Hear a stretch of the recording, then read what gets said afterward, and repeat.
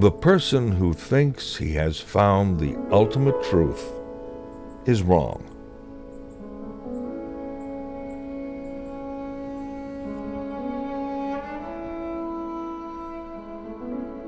The Tao that can be told is not the eternal Tao.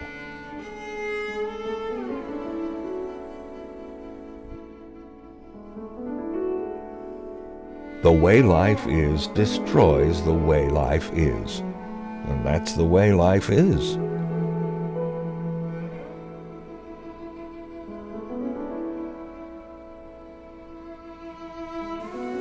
Most of us are pretty good at identifying with our jobs, with our car, with our bank account, with our favorite political party, our favorite sports team, our favorite TV show, our dog, our cat.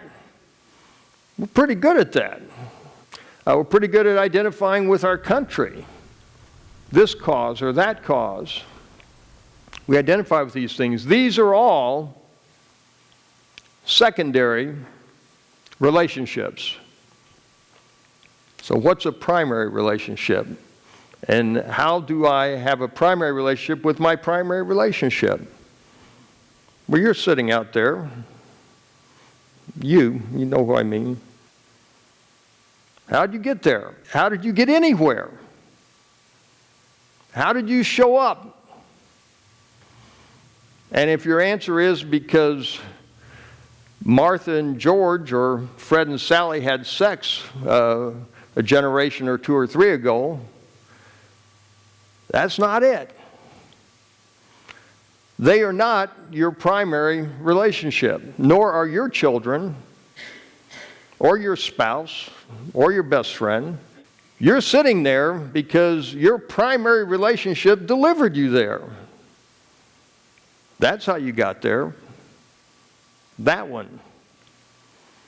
The one that doesn't have a beginning, doesn't have an end. The one that was there, present, at your first breath. The one that will be there to receive your last breath. And the one that sustains every breath in between. That one. The absolute one. The ultimate one. The one that is invisible, infinite, hidden, an impenetrable mystery. That one. That one who's more intimate with me than my name, than my breath, than my DNA. That one. That is my one and only primary relationship.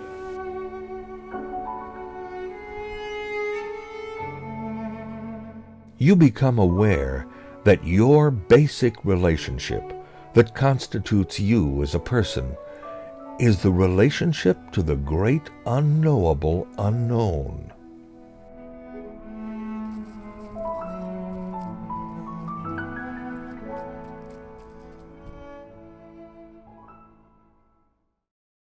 Soaring Kierkegaard rap! Soaring Kierkegaard rap!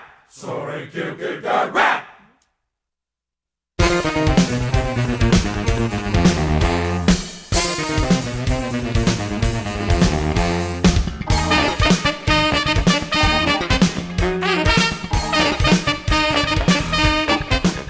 A human being is flow. But what is flow? Flow is the self. But what is the self? The self is the relation which relates itself to its own self. The self is a relation that relates itself to itself, or is the relations relating itself to itself in the relation. The self is not the relation. but is the relations relating itself to itself.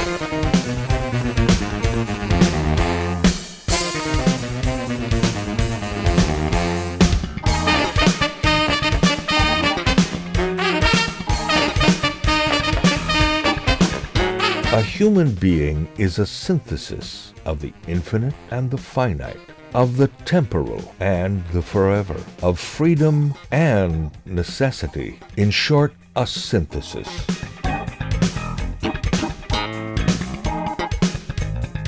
Considered in this way, a human being is still not a self. So regarded, man is not yet a self.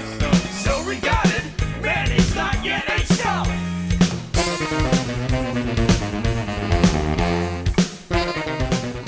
Such a relation that relates itself to itself, a self, must either have established itself or have been established by another. The human self is such a derived, established relation. The relation between the self becoming itself is the third factor.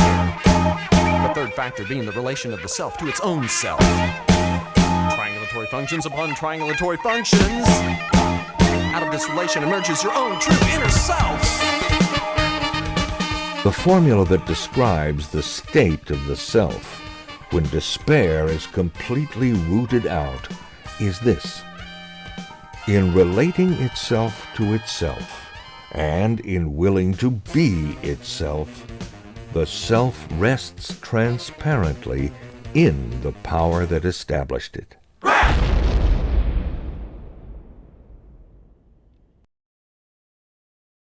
But we get in trouble. We get in trouble because we try to make these secondary relationships primary. In fact, we spend most of our life energy ignoring, denying, escaping, and pretending that that primary relationship isn't even there. Why? It's scary in there. It can be pretty lonely in there. It can be lonelier than the most remote point that you can think of in the whole cosmos. I'm not sure I want to go in there. I might find out what's there,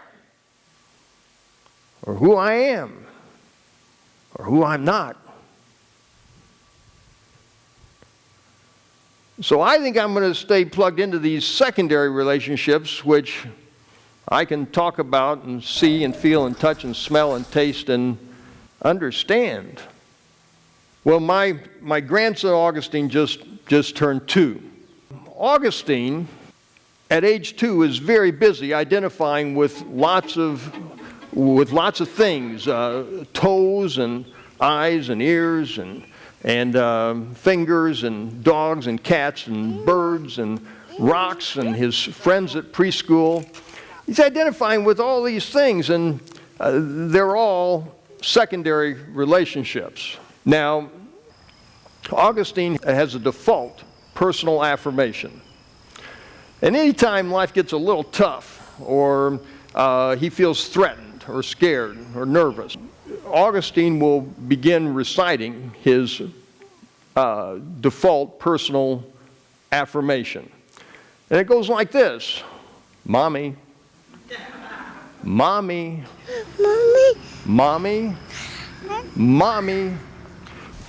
Mama, baby, mommy. Mom, baby, and mom. And this works for him. And he feels better. He gets oriented, he gets centered. Now he can't say secondary relationship yet, but I'm working on that with him.